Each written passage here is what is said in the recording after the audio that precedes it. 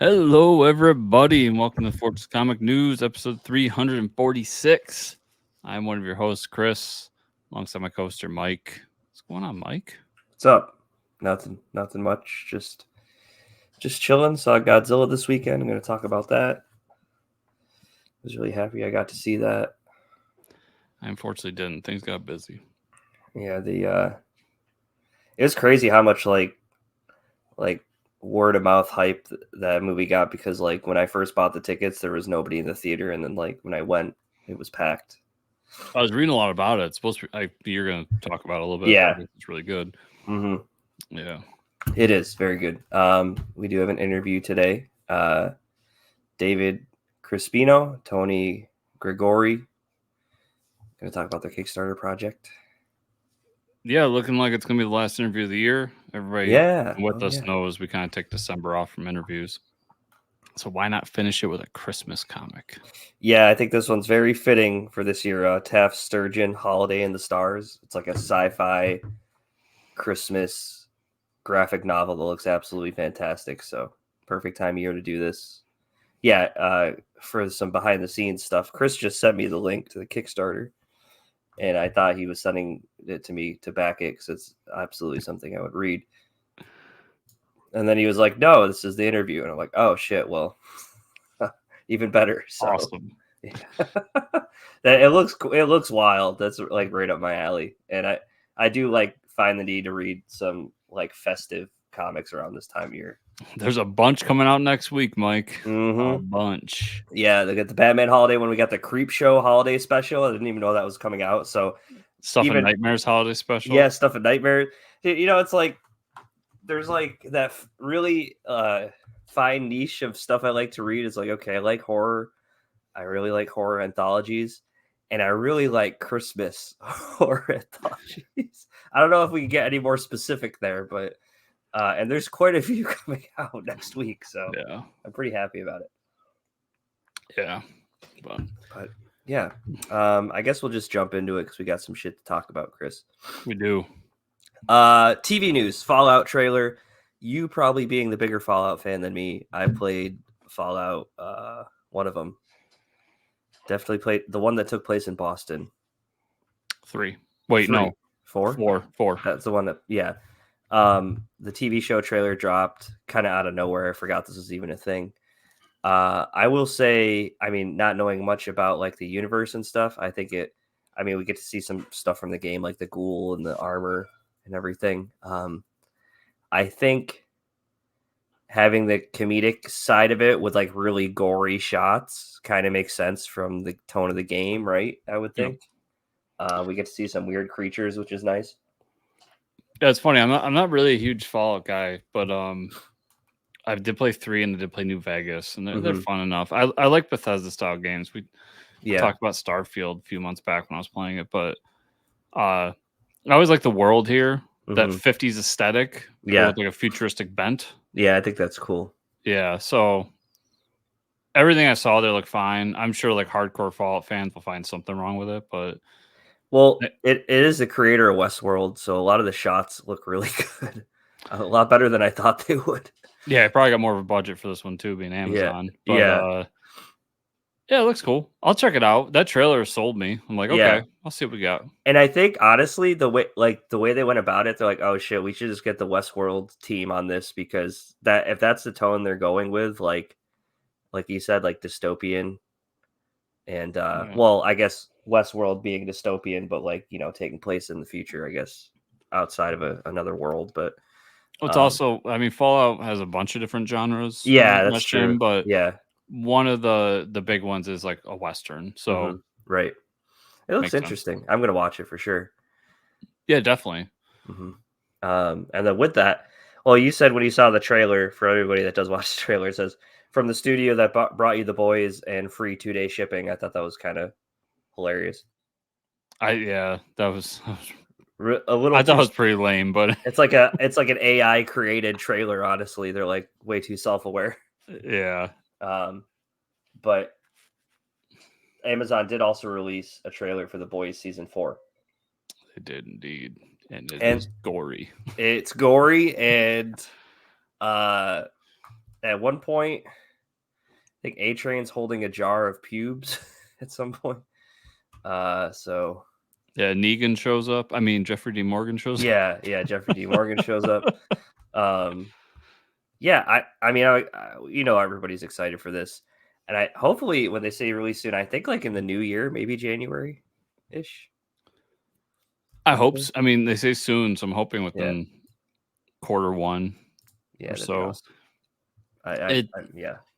It looks phenomenal. I like the whole we're doing Starlight versus Homelander thing. And, yeah, I think that's cool. Homelander still seems to be crazy as fucking batshit. Yeah, it just. We both love this show. We both really enjoyed Gen V, so I'm kind of excited to see how they tie that into it. And I don't know really what to say other than it looks awesome, and I love this series. So of course I'm here for season 4. Oh yeah. And you know what I found out? Jack Quaid that plays Huey is actually Meg Ryan's son. Really?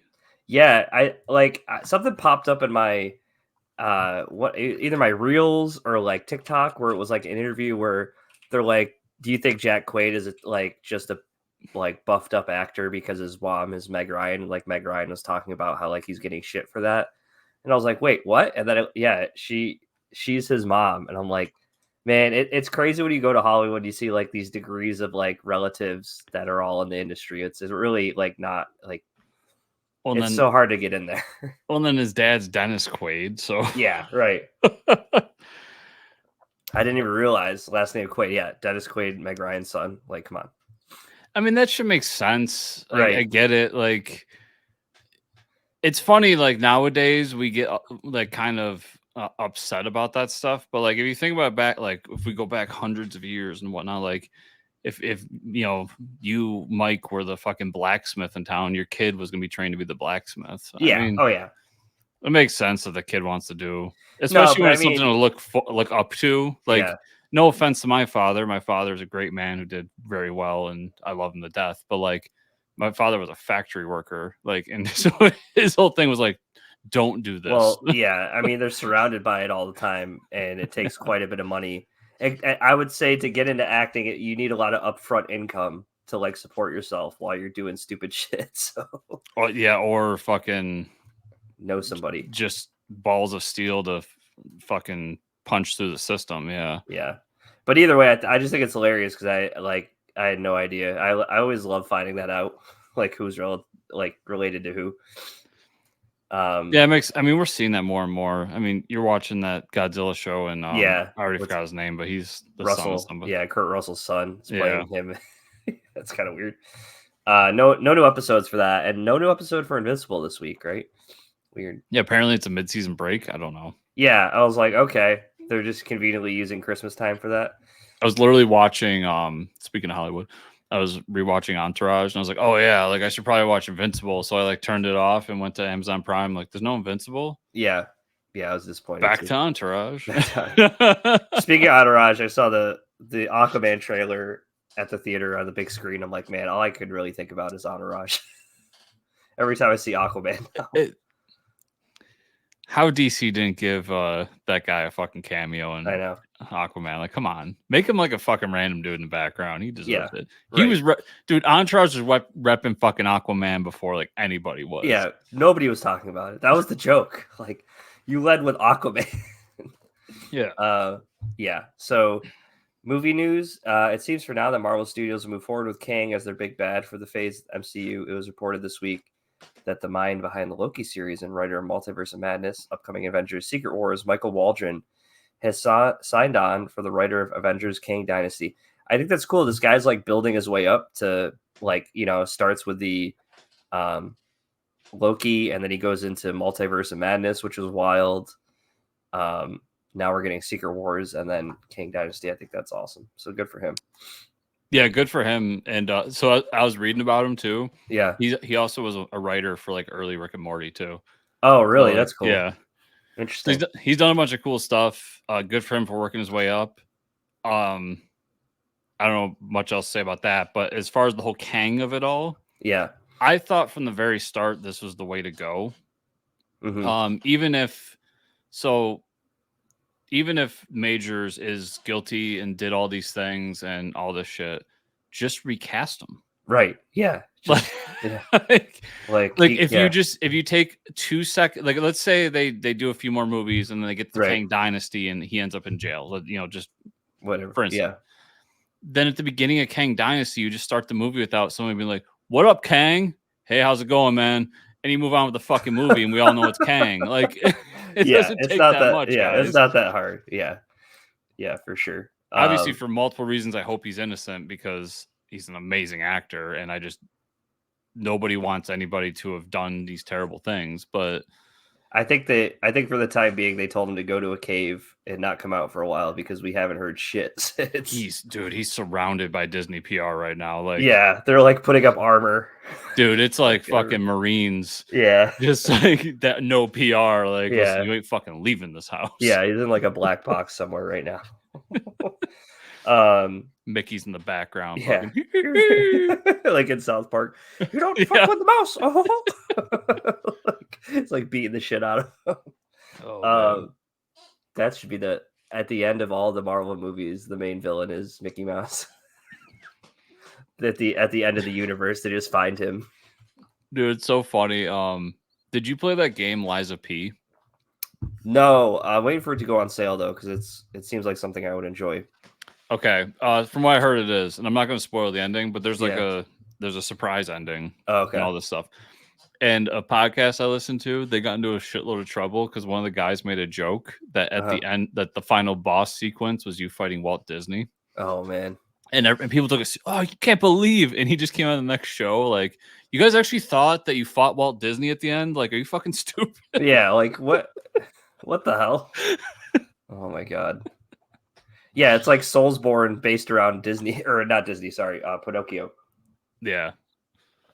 I'll be interested to see what you think of the ending though. I won't play it because I'm a noob, but yeah, I'm playing through. Got me excited.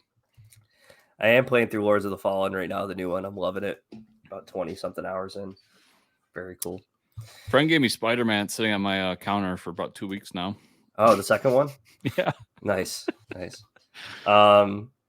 Furiosa trailer came out, which is a surprise. I forgot this was even a thing happening because it's been almost 10 years since the last Mad Max movie and last time George Miller has directed anything. I think he just like went into the desert for another 10 years and comes out with a movie. It's like Moses or some shit. That's what I've heard he does. They take like a year or two to film because everything's practical. Yeah, what you can see in the trailer, I mean, it looks exciting. Mm-hmm. The sets are all practical. Thor, so Liam Hemsworth is in it, and I think it's hilarious. No, Chris Hemsworth. Oh, it is Chris Hemsworth. Yeah. Okay. He has his like Thor cape. That's why because I saw the name Chris Hemsworth come up. I'm like, oh, that's because I thought he looked familiar. Yeah. And then literally the next sequence after that, after they show his name, is him with the cape. And I was like, oh, they put him in the Thor cape. Yeah. And he like looks like the Thor. I mean, he's got the beard and shit, but him being the villain is going to be interesting. Like him in a villain role. I think that'll be pretty cool. Yeah. And the sequences you see of him in there, like he looks kind of menacing. So yeah. It's going to take a lot, but yeah. I really enjoyed the first one. I think I went and saw it at the theater like 8 times just because of how much fun it was to watch in a movie theater. I mean, I love the Mad Max universe. Back to the Gibson movies. And that new one, I was so excited people were reinvigorated by it because it's such a good franchise. Yep. Fuck, I even played the video game. I forgot about the video game. Yeah. I think my only issue here, we talked about it off air a little bit, but like they changed. I understand why, but like they changed actresses for Furiosa. Yeah. And who played Furiosa in the original? Charlize Theron. Charlize Theron is a very particular actress where like, she just oozes badass. Yeah, she was super badass. Yeah. And she has like, I don't know, she has this thing to her that she's gonna be tough to replace. And this new actress, I haven't seen her in anything other than the Mario movie. Yeah, that's just for Chris's taste. Everybody, she's been in like a lot of ton of shit. Yeah. Almost everything on Netflix. She gets if it doesn't have a superhero in it, I don't watch it. I think that's like the only thing she hasn't done yet. Yeah. I think the two big things here is like her look is so drastically different from Charlize, right? That was like off-putting at first, and then I want to see like how she pulls off the character, because the character is Charlize at this point. Like you gotta either do better or something. But I'll definitely go see it. Like those are me picking at things that I'm like, oh, that stands out, but it doesn't mean the movie won't be good or anything. Just I'm just like, I just love the environment of those movies. Yeah, listen, she could be awful. Yeah. She could be the worst, and I would probably still have fun with that movie. I'm just like watching the background of all the different cars and shit. Yeah, because at the end of the day, like those movies. Listen, Mel Gibson, I don't know if you know this, Mike, but not a really great actor. No, he's not. He just like does badass things every once in a while. Right, he just grunts and shoots people. Yeah. You will not take our freedom. No, Yep. So like those movies aren't really built around like these amazing they're built around these set pieces in this like crazy fucking world that people are like, what is this? So that's the star of the movie is the cars and the arenas and the action sequences. So that's what's got to be pulled off more than anything. So we'll see. I'm looking forward to it though. No, I'm excited for it. More of that. And now I have to rewatch Mad Max because it's been a while. Fury Road, that is. Okay. I gotta start from the beginning, Mike. Yeah, all the way at the beginning with Toe Cutter. I'm a huge Godzilla fan, so I went and saw Godzilla -1 this weekend. It lived up to the hype. I think it's sitting at like 98% on Rotten Tomatoes right now, which is insane. Probably one of my favorite Godzilla movies. It was kind of low budget for a Godzilla film, so it's really awesome to see that it's doing well. To be fair, it's a Toho movie too, so they're usually low budget compared to what we do here. Yeah, and I was surprised to see some stuff like we see so this takes place in the 40s, like when Japan, there's some people in Japan that first discovered Godzilla, and it is subtitled, so like I did notice some like younger people walked out of the movie about 20 minutes in, realizing, oh shit, I have to read subtitles the whole time. I will say this is how you do human characters, because Legendary doesn't do it this way.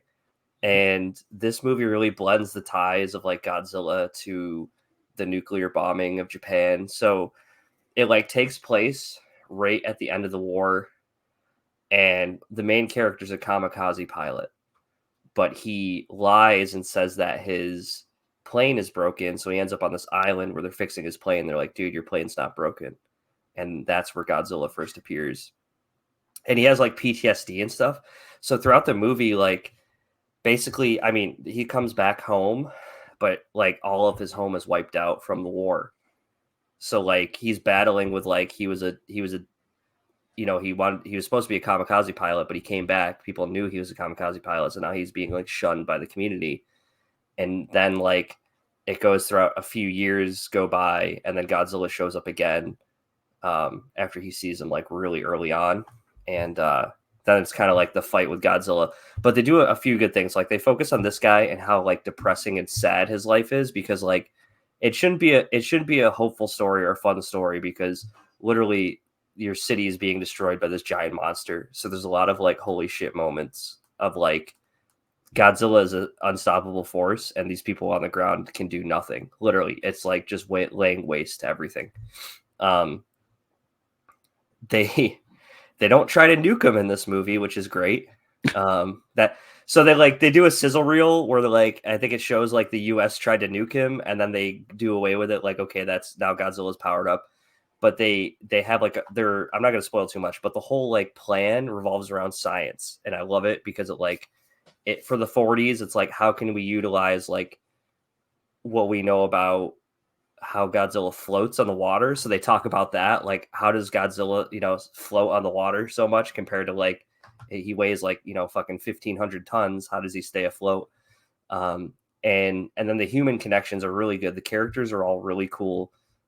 There's these ties to Japan and how they lied to a lot of their citizens about like being in the war, like making them be kamikaze pilots when most of them realize the war was over soon anyways. So like, why would I be a kamikaze pilot if I know we're about to lose the war? So a lot of stuff like that, and like US won't get involved because there's like tensions with Russia because that's still happening. Yeah, really, really great freaking movie. I mean, I was like, you'll laugh, you'll cry, you'll be like, holy shit at some of these action moments. And then like by the time I realized it was over, I was like, holy shit, that was such a wild run. Godzilla looks really good too, the way they designed him. Yeah, I was super happy with the film.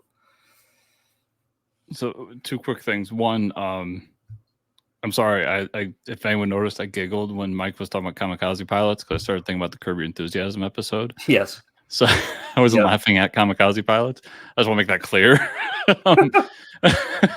Yeah, not laughing at the kamikaze. No, I was just thinking about that episode. Does this feel like a prequel or a reboot to you? It's a reboot for sure. So that's another thing. If anybody's like worried about what movies do what, this is a complete like retelling. And I believe they did that like -1 of like, this is the complete origin. Nothing else. Like Shin Godzilla is separate from this. Takes place in the 40s. Yeah. So you think Toho is going to start a new, assuming this is successful, which sounds like it is. They're going to start a whole new line of Godzilla. I think so. I don't see how they don't after this. And there is like a little teaser.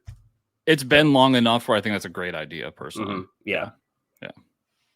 That's cool. I was just looking at it's playing. So it is playing in my local theater all week. Only one showing every day. Yeah. Yeah. So I'm gonna go see it at some point. Nice. I really wanted to, but yeah, like I said, things got so fucking busy last weekend. Holy shit, it's terrifying. I just turned to the right and the cat is like sitting there staring at me. It was just like I like looked over to the right and she's like in my face. Dude, mine's outside right now, and he's been so pissed off at me because I have not been home the past 3-4 days. And when I do get home, he is at the door, just like looking at me like, where the fuck you been, motherfucker? Yeah, what are you doing? Where do you think you're going? The second I sit down, he's on me. Nice. Greedo's such a sweet boy. Yeah. So I highly recommend it, Chris. And I will say I did notice that, like, I looked at some theaters around here earlier in the week, and some of them didn't have their showings posted on Saturday, and I almost think they were waiting to see what happened. Like if it did well, and then I saw that they added showings on Saturdays, like some of the theaters around here. My local one did, because I have like I think we discussed before, I have a like locally owned one that like a family here in town owns. They did like 3 or 4 showings Friday, Saturday, and I believe today. Yeah. But for the rest of the week, it goes to 1. And then the Regal Theater that's near me. So first off, Mike, do you have a Regal Theater near you? That's what I went to. Yeah, Regal. So ours, I'm assuming yours does too, but ours now serves beer. Some of them do. I don't think the one here does. And that's the one thing that get me to abandon my fucking local theater is like I can get beer while I'm here. That's awesome. Yeah. But I'll definitely go to the local and probably Friday or Saturday and see it because it's a later showing. Yeah, it was really good. I highly recommend it. Yeah, it was awesome to have a new Godzilla movie. Probably one of my favorite ones. And then, dude, so much Godzilla news. And then we got the poster for Godzilla versus Kong. I don't know if you saw that. We forgot to talk about it, but yeah, there's like 3 of them. Yeah. So it's like the handprint with the face. Yeah. Yep. Pretty excited for that. But all right. Pretty excited. Did you notice? More Godzilla news. Yeah. This is actually comic related, but more Godzilla news. So those Roar covers were delayed. Yeah. I don't know if you noticed, and we get an email from my local shop, everybody. In that email, in there was the Justice League versus Godzilla versus Kong Roar variant is coming Wednesday. Or Finally. Tuesday, DC. Finally. Fucking DC. Changing up the schedule. So if anyone's looking for that, apparently it's hitting shops Tuesday, finally. We'll see. I'll believe it when they hit that. You'll believe it when I come on the show and I open it up. It's not going to work. I'll get the busted one. Yeah. So quick tangent right now because I'm getting a call. I'm getting sick of these people calling me. Yep. So I don't know how. Have you ever given blood before? No. Okay, so I give blood at the Red Cross. Okay. I think it's O positive blood, like the one that like everybody can fucking use. So yeah, the good one. Yeah, so they're always hounding me for blood. So I give blood. But one of the things is this was shocking to me to find out because we both live in New York. New York's one of like only 5 states that doesn't regulate tattoo shops. Oh. Yeah. It's like you would think of any state like New York would be on top New of York that would shit, be man. into that shit, right? Yeah. So because of that, you cannot give blood within a 3-month span of getting a tattoo, right? Yep. Yeah, I did know that. Yeah. So in any other state you can do that because it's regulated, so there's no issue. Oh, interesting. So I got these done back in September. So it's been a little bit over 3 months. Yeah. And they have been hounding me to come in. It's like at this point, I'm like, if you leave me alone, I'll schedule something. Right. But if you keep calling me now, I'm sitting here being like, fuck you guys. Yeah, I don't want to come. Now you want me to go there? I don't want to go. I've tried to schedule it, but it's just like, stop fucking calling me. Yeah. Sorry. No, I get it. Like, I get the frustration. I hate that shit. It's 3:30 on a fucking Sunday. Why are you calling me? Stop calling me. All right, comic news. Tom Brevoort, our old buddy, old pal, is said in a Substack this week that Avengers Incorporated will be ending with fifth issue. The series was supposed to be an ongoing series, but seems that the sales have lacked, and Marvel has decided to end it after the first story arc. Chris, which sucks because it's a good book. But I get it. Like it's so niche in every way. Like it's. And I mean, no disrespect because we're talking about original Avenger here, but it's like the Avenger that nobody cares about. Right. And the Wasp with a partner that nobody cares about in a whirlwind that's taken over by some entity. And it's a fucking noir book. Yeah, right. That's like not typical. Yeah. So it's really good. I mean, I wish everybody had picked it up and checked it out, but apparently it's not. So it's going away. I mean, but that happens. So I'm just happy they're letting the first story like go through. They're letting it finish. Yeah.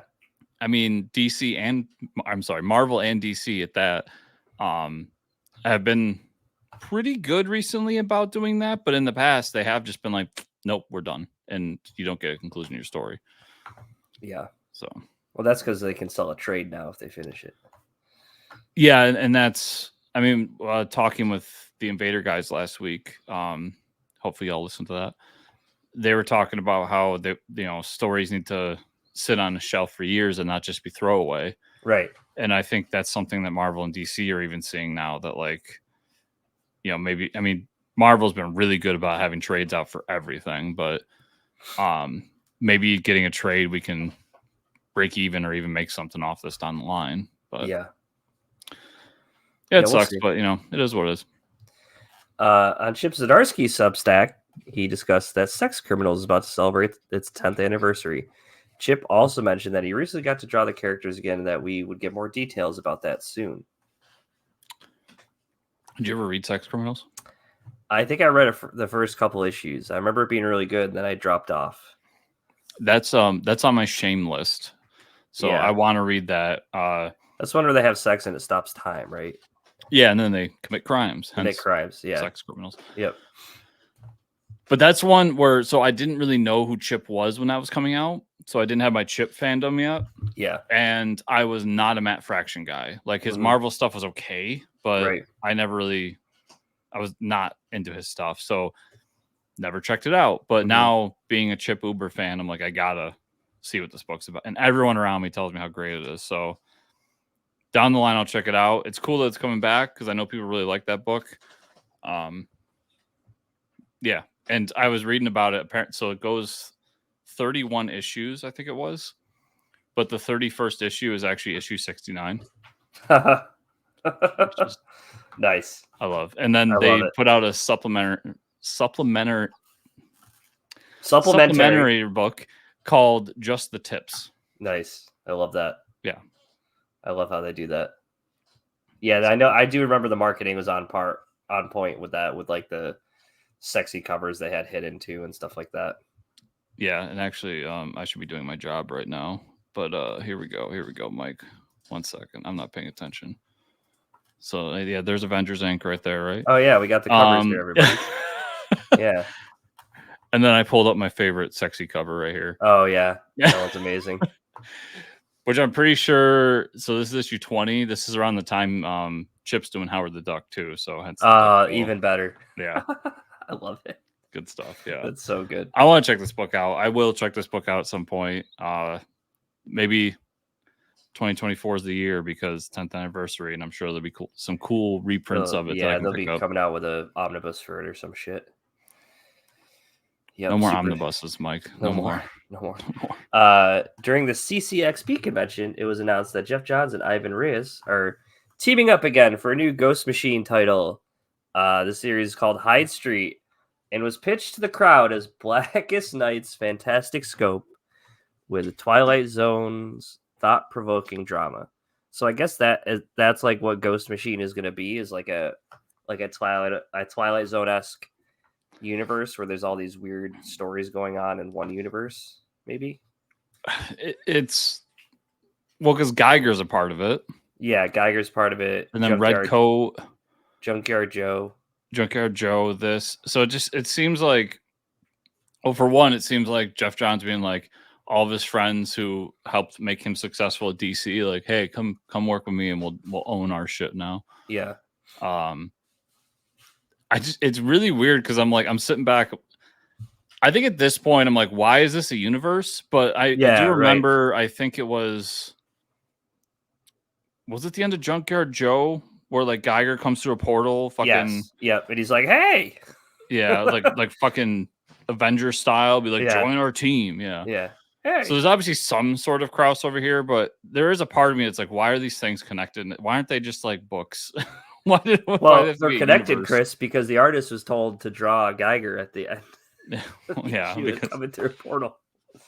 Because John just wants to get a fucking universe together, which I mean, good for him. I've been enjoying all this with the exception of the Geiger Ground Zero, which I still and that says Hyde. It says Hyde Street on that cover, right? Yeah, right there. Yeah. Okay. I thought this one. I mean, I'm going to pick it up because I've been enjoying the Ghost Machine stuff even before we knew it was Ghost Machine. Yeah. And I fucking love Ivan Reis. Yeah. Oh my God. The art is so good. But like this image right here and how they kind of described it, I'm like, this is going to be a Mike ass book right here. Oh, hell yeah, dude. Look at that shit. That looks terrifying and I love it. Yeah. I love Twilight Zone. I love Blackest Night. Like, come on. I mean, I do like Twilight Zone, but I like it for different reasons. I like the anthology-ness of it, where it's like, how do we connect these things that aren't connected? Right. And I don't feel like that's what this book's going to be. I think it's going to be like it's obviously going to be some sort of like pseudo zombie book. Yeah. We'll see. Yeah. Some sort of zombie ship with like serial killers. I don't know. Yeah. They're hyping up this Ghost Machine one shot, which I'm pretty sure I pre-ordered. I better have. And I'm excited for it. Yeah. But can't wait to see what it brings. Yeah. All right. What we read this week, Chris. I caught up on JSA 7. I know you talked about it last week. How about that ending? Like you said, they're trying to recruit more people, and then bam, Legion of Superheroes shows up and asks Dr. Fate to help. And mentions a Red Lantern, right? I think. Yeah, which has got to be from Alan Scott Green Lantern #2. Are you reading that book? Because I don't think you talked about that one. Yeah, So I did read 1 and 2. So I guess we'll jump into there because really great series so far. I don't know what you've thought about it. I haven't read it. Oh, okay, dude. So it focuses on Alan Scott, like his origin and like the fact that he's had like one of the guys that he fell in love with in the army. Like it's really sad because the first issue focuses on him, like he's in like conversion therapy because they didn't believe in like people being gay back then. So he's like in a mental institute for part of it, where they're like doing electric shock therapy and stuff on him. So like he's dealing with that. He like makes a friend That's a huge retcon right there. Yeah. Oh yeah. Well, this is the Alan Scott from the which one was it? The Earth 2? Yeah. Well, so they made Yeah. New 52 Alan Scott gay. Mm-hmm. But that was a whole new character. And then they made this one like the regular Alan Scott, the old one. They had him come out. I forget what the thing was, but he came out to his kids or something. Yeah. But like the whole story was that he was closeted for a long time, and he like had a like shit going on the side, like right. But for him to be kind of open in the army, that's no, he's not. No, he's not open in the army. They're hiding it. Well, yeah, but they have to know about it. So, like, obviously, he's open. The army doesn't know about it. It's who's getting electroshock therapy then? This is after the fact. So, like, him and his lover are like on this ship for a long time, and then it gets attacked, and he checks himself into. He thinks there's something wrong with him after that because the guy he loves goes missing because of this red flame, this inferno flame they're investigating.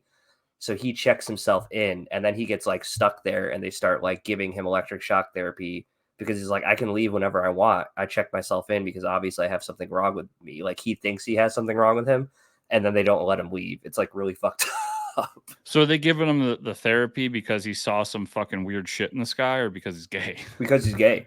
Oh, okay. So yeah. Okay. Yeah. And so like they talk about that. And it goes through a few different timelines, and like the current one, he's like investigating this red flame thing that's going around, and it happens to be a Red Lantern is going around impersonating him and like killing people. So it's like these first two issues go really well together if you read them back to back.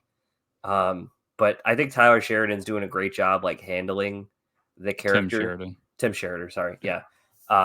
Is doing a great job handling the character. I think it's I think there's some really good stories going on here, and it's honestly made Alan Scott a lot more interesting to me with this series. Could I just real quick? So this is the first series where we're going to delve into Alan Scott's homosexuality. Was it really a good decision to make his villain somebody who has flame powers? Just saying. Yeah, and call them the Crimson Flame. Yeah, I don't know. I'm just throwing it out. I didn't think about that, but they were. Yeah, it was two gay men investigating the Crimson Flame in the ocean. Yeah, I don't know. There is a joke to be had there. But always looking for the joke, Mike. I know. Always. But it is really good. I thought you were reading it. I think you would really like these first two issues. I think it's a good way to handle the character. Yeah, it comes down to nothing else other than I'm trying to buy less books. Yeah, that's really what it's at. So back to that, I think that's why the Legion shows up in JSA to ask where the Red Lantern is. Now we get into something really confusing, Chris, because like Jeff Johns is like, okay, we're gonna have the Legion show up in JSA and be like, where's the Red Lantern? And then have this guy who's like a Red Lantern in Alan Scott book start terrorizing people, and it's like, you know, you got to have everybody read this. I'll read these books separately to keep up with what's going on, or what?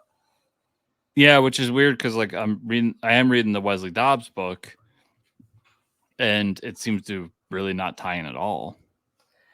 Now I'm wondering, because we have like an evil Lantern and we have an evil Wesley Dodds in his book. Are we gonna get like just an anti JSA?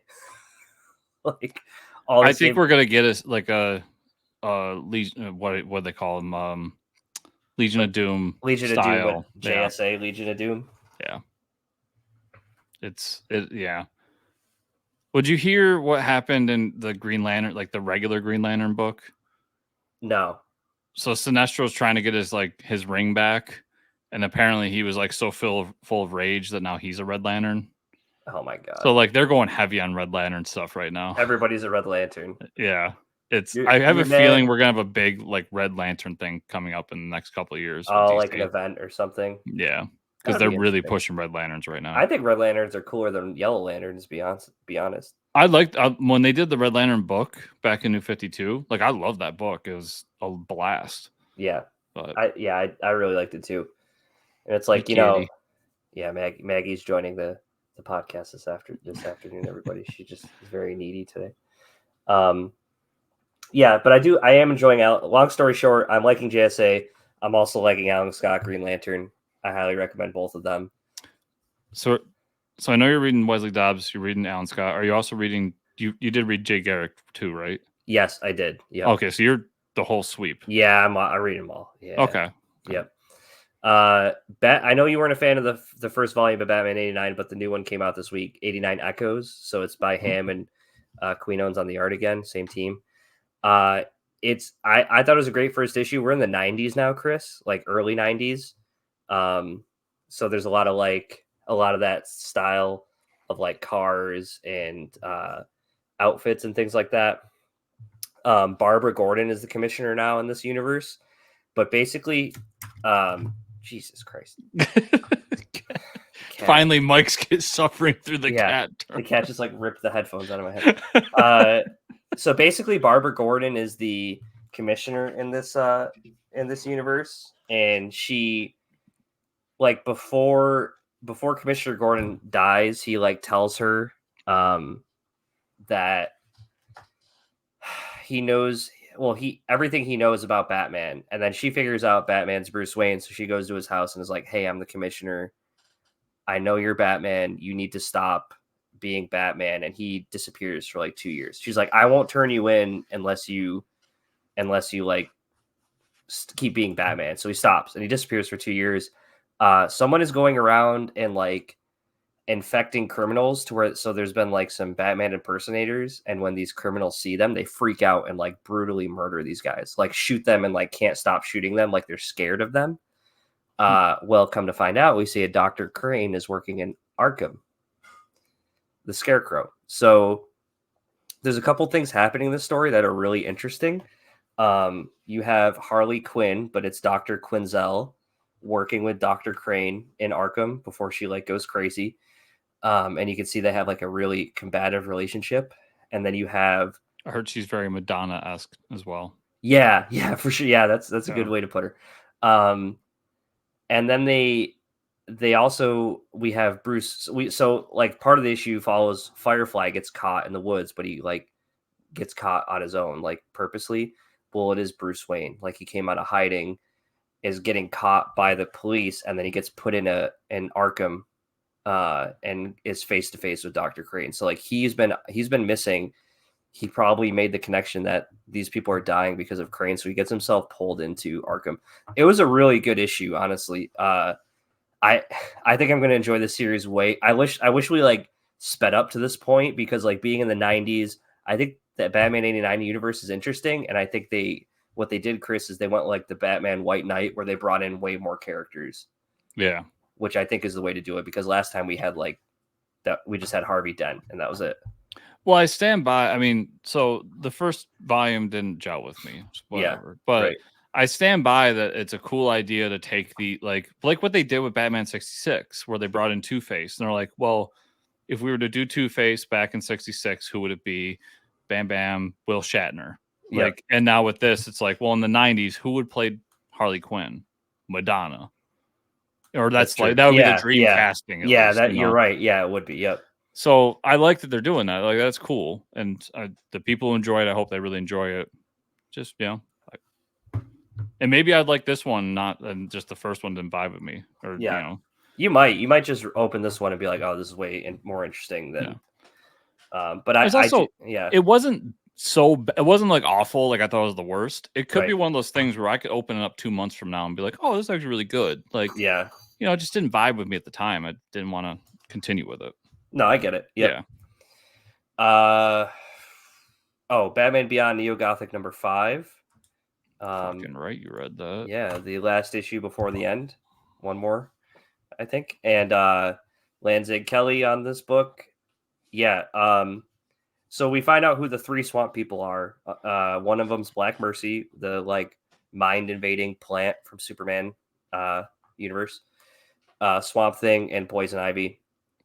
So we find like Constantine is enveloped with like all of them and been the one like stealing children and shit. He's way far gone. But he also said there's a crisis coming. So Man, it's been a while since we've had a DC crisis, and then to mention the word crisis, I want to be like, come on, Lanzig, really? Are you like doing that as like a joke? Or yeah, that was kind of funny to hear that.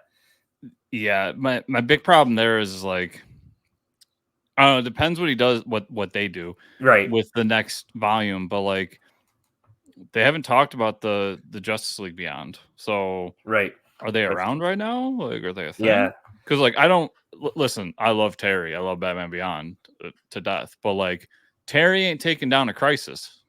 Well, maybe that's a good point, Chris, because this issue ends with Gotham pretty much like blown up and all the villains coming out of the underground, which Batman might need some help taking down. So maybe the Justice League shows up, which would be awesome. Yeah, that would be a great way to end the book and be like, here's our next project, like Justice League Beyond or something.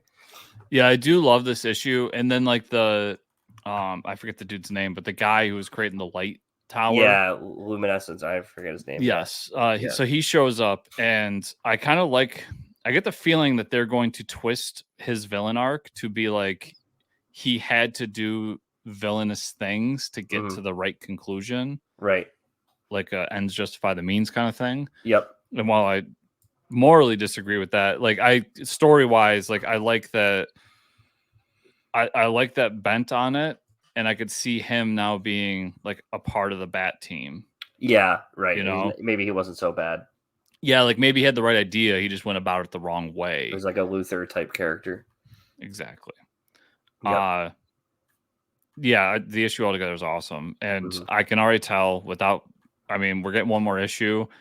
We didn't talk about the head, but like they did that Spotify thing that everybody's been talking about, and we got ours for the show. Yeah. And wild guess what our biggest show was, and it was Jackson Lanzig. So yeah. Well, I'll be hounding him to come back to see when the fuck we're getting more Batman Beyond, even though it's not done yet. Yeah, we need to talk to him about that for sure. But 100% I can tell like they have more stories in mind. Like, oh yeah. At this point, the way the story's structured, they're at least penciled in for another volume. They have to be. Yeah. Yeah. It's too good. So awesome book. Awesome. And then the last one I got to this week, I roped you into reading Titans Beast World. I put it down. I'm like, Chris, you need to fucking read this book. So we do know it's Tom Taylor doing it. Ivan Reis on the arts. The art's amazing. At the header of this, I put what a freaking issue. Yeah. The way you get me interested in a Titans book is you start off with a giant zombie Starro called the Necro Star, basically hiding in the Titan, which is the moon of the moon of one of the planets. But Starfire's people had hidden this Necro Star in the planet because you can't destroy it. Beast Boy's like, well, maybe I can turn into a Starro to fight it, and like everybody starts getting infected, so he starts infecting people with the Starros to like release them. It was insane. So him and Cyborg like defeat the Necro Star, boom tube it away, and then Dr. Hate shows up. And Dr. Hate was a character that came from Night Terrors, created by Amanda Waller to take out the Titans. We know this, and like all the other metahumans. So he like literally destroys Beast Boy's mind. He still is a Starro and starts infecting everybody on Earth. And as he's infecting them, they're all starting to turn into beasts. So we have these crazy beast like superhero hybrids. And that's where we leave the issue. And I was like, holy shit, man, Tom Taylor is just fucking insane. Yeah, so this is like straight out of Night Terrors. I mean, we have a little bit of overlap from Night Terrors, not straight out of Night Terrors, but I thought it was a great first issue. I'm super pumped for what comes next. Yeah, as a single issue, it was fucking awesome. Yeah, like, it's great. Dude, he's just doing like the fucking fan service of like Tom Taylor's like, what would be cool to do? Well, if Beast Boy turned into a Starro and then infected everybody, but they're also beasts too. Like, why not? Yeah. So here's my nitpicks on it. One, I'm worried that this is a premature ejaculation situation where like we've got this amazing first issue that did all these cool things, and then it kind of twists at the end to give us the story. Yep. And like, will I continue to enjoy it to this level? That's my first. Yeah. Which we'll just see. I don't have an answer for that. My one big nitpick is there's a line in here where like Well, first, I didn't realize that everybody like is Beast Boy like an idiot because everybody treats him like an idiot in this. Yeah, that's kind of what it seems like. Like it almost seems like he's like brain dead or something because everybody's like, "Well, could he handle that?" Like it's weird. Yeah. And I don't read Titans, so that's why I don't know this. But there's this moment where like Beast Boy has a plan, and the plan is to become Giant Starro and fight it.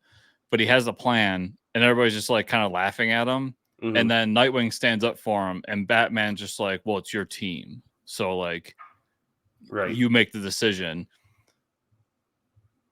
My problem here is like we're talking about the Teen Titans. We're talking about Batman, where like it should have gone like, all right, kids, like the adults are gonna handle it now. Yeah, right. Like, yeah, let Batman handle it's a nitpick, but like they that one scene bugged me for a minute. I'm like, that's not what would happen. Like, especially the way they were treating Gar the whole time. Oh yeah, for sure. Yeah, but like awesome issue outside of that nitpick. Yep. I thought it was fantastic. That was the last thing I got to this week. So you didn't read Barbaric, Wrong Kind of Righteous? No, I did not read it. So I didn't realize it was a one shot. So it's a long read, yeah. Okay. But it's really good. So basically he runs into this guy who has a mace that can talk. And this guy he's not really a crusader, but he's a crusader. Like they don't really go into like he's like hardcore, like gonna kill all the sinners, but like you know what they're doing. Yeah. And that's what this dude is. Like he goes around and he has this god that he's worshiping. And he goes to town and basically like kills anybody that's going against the god in ways. And like he's so crazy that like you like looking at the sun for too long goes against his god, and you've sinned, so you must die. Yeah. And it's a battle between these two, and like Owen kind of figuring out like, oh, like this dude's fucking crazy. Yeah, he's insane. Yeah. That's so awesome. It's a really fun, like just one shot issue. I really enjoyed it. If you like Barbaric, it's a lot of fun. That sounds cool. Some from last week were Plot Holes #4, which is really good. I think this book's just a ton of fun. Sean Gordon Murphy art. You talked about it, but Superman #8 from last week. Mm-hmm. Kind of loved how they tied in Superboy to the villain and all that. So really good issue. Void Rivals #6. So we kind of got that there's going to be some sort of uprising, and that there's more to these two factions that live on this planet than we might know about. And also that like that junkyard dealer that they sold their ship to, he ends up selling the ship to somebody that's also connected to the planet and is like been trying to figure out how to get there. Mm-hmm. So now they're really tying. It felt like for the first 5 issues, like this dude just shows up randomly, and now like it makes sense as to why they were so focused on this dude throughout it. And then last one from last week was Black Hammer, The End #4. It's Black Hammer, Crisis on Infinite Earths. I mean, what's cool about this issue is that at the end, so the female Black Hammer from the end of the series, she's on our world now. So a world that's separate from the Paraverse. Mm-hmm. And her daughter had found out that like all their adventures were part of a comic series, and they found out that the guy writing the comic was Colonel Weird, but they don't know which Colonel Weird. So they go to find him, and when they get there, they find the parallel Black Hammer that's been going around killing all the Black Hammers. Oh, is there, and that's how the issue ends. So it was a really cool kind of reveal at the end. Interesting. Yeah, really, really enjoying that. The last issue of 007 for King and Country came out. I'll say, I mean, these 007 books are fun. If you like 007, check them out. This one's really good. They all feel like James Bond movies at heart. Like that's awesome. There's not a whole ton there. It's the typical like he gets into a skirmish, he bangs some chick, he gets into another skirmish, and then they conclude the story. Like there's not a whole ton here, but it's just a ton of fun. The Schlub #4 came out. Oh yeah. And we've got our superhero character is we find out that he's like the son of this guy who runs this galactic empire, and his dad wants him like take over the family business, kind of tying back into an earlier conversation we had. And they still have switched bodies, so the guy's like trying to basically like flub his way through it and get out of it, and it leads to him like basically screwing over this guy because his dad gets really mad that he goes back home and basically decides he's going to invade Earth.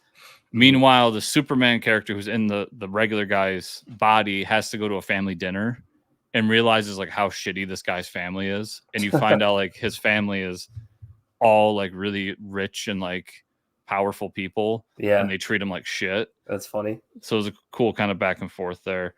I think this book's a blast. I mean, cool. I really do recommend it. And then digitally, what I read.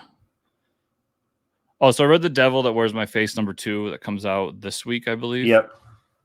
Or no, it already did come out. And it's not a great issue. People can go back to our interview with David to hear more about it, but I just really love that book. I like how he continued the story in this issue, and the art continues to be phenomenal. And then I was sent issues 1 and 2 of Not Tested on Animals, which I believe should still be on Kickstarter when this launches. And that's a really cool book. It's about like science gone wrong. They're testing on these animals. We find out this guy's trying to create these like human animal hybrids, and he's successful. But when it happens, like his plant blows up, and then one goes rogue and is trying to kill everybody. Oh boy. So yeah. And then my last thing was Deathnote Black Edition Volume 5, which has, or no, Volume 4, sorry, which has Volume 7 and 8 of the manga in it. So we're past kind of the main villain here, and we're introducing a new villain. All in all, I'm told that this is kind of the turning point for the book where it kind of gets not so great. I did still really like this volume. Like we get into kind of more multinational stuff where like the president's involved of the United States and all this shit. So it gets a little bit more like crazy. Yeah. But it still continues to be a great book. Cool. I got to pick up the next volume, and I'm really looking forward to it. Nice. But Mike, that was everything I read this week. So where can people find you on the internet? You can find me at Fortress Ricker on Twitter. Where can they find you and/or the show? You can find me at Fortress Chris on pretty much all social media networks, and also at Chris Comics Corner at .substack.com. And you can find the show at Fortress Comics _ on Twitter, or at fortresscomicnews.com, where everything's right there on that handy website. If you want to support the show, 5-star reviews on podcatchers. Like, subscribe, share, comment down below into YouTube, and you can go to Patreon at patreon.com/fortresscomics. Thank you all so much for watching and or listening this week. We'll see you here next week.